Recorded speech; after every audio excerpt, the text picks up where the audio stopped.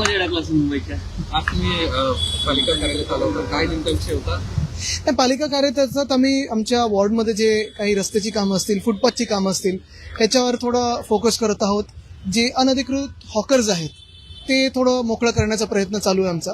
आणि साधारणपणे जे गार्डन्स किंवा ओपन स्पेसेस आहेत ते नीटनेटके कसे करता येतील ह्याच्यावर आमचं पूर्ण आता लक्ष फोकस्ड आहे आणि ते आम्ही करत आहोत. तसंच आमचे नगरसेवक जे आहेत ते त्यांच्या वॉर्डात त्यांची कामं करत आहेत. खरं तर स्वीकृत नगरसेवकांना मोठ्या विषयात प्रचंड चर्चेमध्ये आहे. आपल्याला 3 ते 4 दिवस स्वीकृत मिळणार होते, अशा मध्ये मनसेनं मागणी केली होती, मात्र ते मिळत नाही असं दिसतं. संजय देशपांडेचं स्टेटस खूप चर्चेमध्ये आहे की खोट्या मनाचं अशा पद्धतीने. नाही, मी तेही बघितलं नाही आणि मला ही चर्चा काय चालली मला त्याच्यावर काही माहिती नाही. परंतु जर मनसेचा प्रस्ताव आला तर अशा पद्धतीने आपण स्वीकृत नाही, जर तर बोलून उपयोगच नाही. महत्वाची गोष्ट हीच आहे, आपण पाहत असाल की आम्ही आता मुंबईचे सगळे जे नगरसेवक आहेत आमचे पासच ते आणि जे कोणी स्वीकृत असतील किंवा ज्या समित्या बनतील ते देखील मुंबईसाठी सगळे एकत्र लढत आहोत. मुंबईच्या विरोधात जी भाजप मुंबई खाण्याचा प्रयत्न करते, मुंबई विकण्याचा प्रयत्न करते, त्याच्या विरोधात लढत आहोत. तुमच्या पक्षामध्ये राज्यसभेच्या सीटसाठी 2 मतप्रवाह पाहायला मिळतात. काल तुम्ही एक वक्तव्य केलं, आज राऊत देखील असे म्हणाले की पवार ज्येष्ठ आहेत, त्यांचा देखील विचार करू. काय म्हणजे नाही, बघा, कुठचेही मतप्रवाह असे 2 वेगळे नाही आहेत. आमच्या पक्षाचं एक स्पष्ट मत आहे की ही जागा ही शिवसेनेची आहे. जर तुम्ही आमच्या पक्षात आमच्या सगळ्या अर्थात नेते किंवा इव्हन आमदार जे ह्या सभेसाठी मतदान करतात त्यांना विचारलं, राज्यसभेसाठी मतदान करतात, तर सगळ्याच आमदारांचं मत आहे की ही शिवसेनेची जागा आहे आणि ती शिवसेनेकडे आली पाहिजे. दुसरं म्हणजे अर्थात, आणि मी व्यक्ती म्हणून म्हणत नाहीये किंवा कुठच्या व्यक्तीबद्दल म्हणत नाही, त्यांच्याबद्दल आदर आहेच, पण आम्ही पक्ष म्हणून म्हणत आहोत.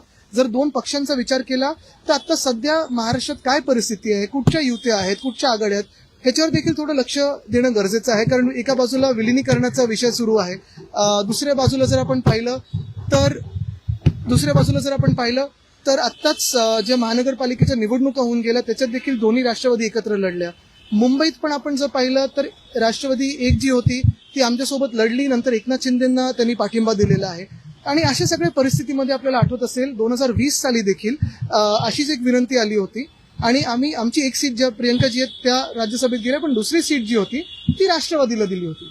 पण दुसऱ्या राऊंडला आपण पाहिलं असेल 2022ला संजय राऊतजी जिंकून आले, पण आमचे दुसरे जे होते संजय पवारजी ते त्या दिवशी पराभूत झाले. आणि म्हणून हे सगळं राजकारण बघत असताना, जी काही मतांची समीकरणं ती बघत असताना, संख्याबळ बघत असताना आमचा दावा हा ठाम आहे. आणि दुसरं म्हणजे ही जी काही चर्चा होईल ती अर्थात मातोश्रीवर होणं गरजेचं आहे. दुसरं म्हणजे काँग्रेसशी देखील चर्चा करणं गरजेचं आहे, कारण काँग्रेस देखील मित्रपक्ष आहे.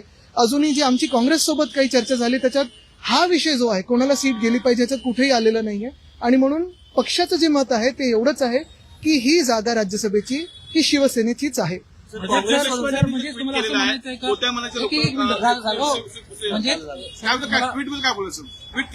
बघितलंच नाही, कशाला सर याचा अर्थ तुमचं असं म्हणणं आहे का की आता शरद पवारांच्या राष्ट्रवादीला बघा, संभ्रमाची जी भूमिका मी कोणाबद्दल काही म्हणत नाही. मी पक्ष म्हणून पक्षीय राजकारण म्हणून म्हणत आहे.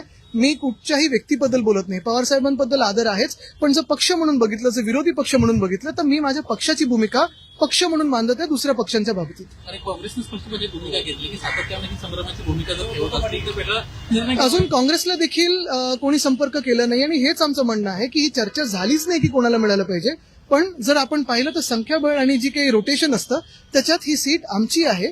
आणि आमची म्हणत असताना अर्थात आम्ही आणि काँग्रेस आणि राष्ट्रवादी जी एकत्र आमच्यासोबत आहे ती आहे. शरद सपकाळांनी चंद्रपूर बाबत पुन्हा एकदा असं म्हटलं की ठाकरेंच्या सेनेने आम्हाला तेव्हा तिथे मतदान करायला हवं होतं. पुन्हा एकदा चंद्रपूरमध्ये अनेक ठिकाणी काँग्रेस आणि भाजपनी आपण पाहिलं असेल कुठे कुठे काय काय केलेलं आहे. पण महत्वाची गोष्ट म्हणजे चंद्रपूरमध्ये स्पष्ट आहे स्थानिक पातळीवर जे काही राजकारण चाललेलं, काँग्रेसमध्येच 2 गट होते. एकमेकांचे नगरसेवक मला वाटतं एका बसमधून पळवण्याचा देखील प्रयत्न झाला. बरं, आमच्याबरोबर बोलत असताना आमचेच लोक फोडण्याचा प्रयत्न झाला. त्याच्यावर तिथे स्थानिक लोकांनी आमच्या रिॲक्ट केलंच आहे. भिवंडीमध्ये आपण जर पाहिलं तर बीजेपी जो फुटलेला का जो गट होता, पण एकच आहे ना की काँग्रेसने देखील हे लक्षात घ्यावं की आता राजकीय जर आपण सगळी परिस्थिती पाहिली तर केंद्रात पण असेल किंवा राज्यसभेत पण असेल, आता अनेक विषयांवर आमचा लढा हा देणं चालू असतं. संविधानासाठी आम्ही एकत्र लढत आहोत, राहुलजी जे लढा देतात त्याच्यात आम्ही एकत्र लढत आहोत. धारावीच्या विरोधात कोण नक्की राज्यसभेत विरोधात लढत आहे हे देखील तेवढंच बघणं गरजेचं आहे. आणि म्हणून शिवसेनेचा आवाज मग त्या प्रियंकाजी असो किंवा संजय राऊतजी असो हे दोघंही पुन्हा एकदा तिथे जाणं किंवा शिवसेना म्हणून 2 सीट्स तिथे असणं हे काँग्रेसला देखील तेवढंच चांगलं आहे. आणि आता शरदचंद्र पवारजी सुद्धा आता राज्यसभेत उभारणार आहेत. तर अरे त्यांना आता तेच उत्तर दिलं मी. एप्सिन फाईलचा सध्या खूप प्रचंड मुद्दा गाजतोय. प्रकाश आंबेडकरांना असं म्हटलेलं आहे की कुठेतरी मोदी अमेरिकेच्या दबावाखाली येऊन त्यांच्या फाईल्समध्ये त्यांची व्हिडिओ असण्याची शक्यता आहे. या दबावाखाली येऊन भाजप अमेरिकेला कशा पद्धतीने मदत करतायत, त्यांच्या दबावाखाली झुकतायत. तुम्हाला असं वाटतं? बघा 2-3 गोष्टी आहेत त्याच्यात. हे आंबेडकर साहेब जे म्हणाल त्याच्यावर मी आता काही वक्तव्य करणार नाही, कारण ते मी आता तुमच्याकडून ऐकतो, अजून पाहिलं नाहीये. पण 2-4 गोष्टी प्रामुख्याने ज्या दिसतात ते आहेत. हरदीप सिंग पुरी यांचं नाव हे 2-3दा नाही तर 17 की 18 वेळा भेट झाली इप्सिन बरोबर ह्याच्यात आलेलं आहे. आता इंग्लंडमध्ये आपण पाहिलं तर इंग्लंडमधल्या राजघराण्याच्या एका व्यक्तीवर काल अटक झालेली आहे. हा म्हणजे तिथे कायदा कसा चालतो हे खरोखर बघण्यासारखं आहे. पण इथे अजूनही ह्या मंत्र्यांचा राजीनामा घेतला नाहीये.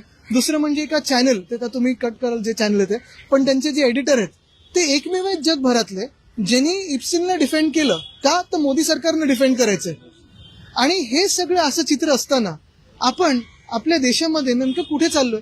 आणि हे एका बाजूला असताना दुसऱ्या बाजूला इंडो युएस डील, त्याच्यातून नक्की स्पष्टता आली नाहीये. आपल्या शेतकऱ्यांचं काय होणार, डेअरीच्या फार्मर्सचं काय होणार हे कोणालाही माहिती नाहीये.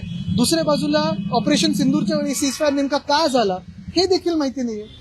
महाराष्ट्रातील ताज्या बातम्यांसाठी बघत रहा टाइम्स टुडे टीव्ही. सोबतच शेअर करा, सबस्क्राईब करा आणि बेल आयकॉन प्रेस करा.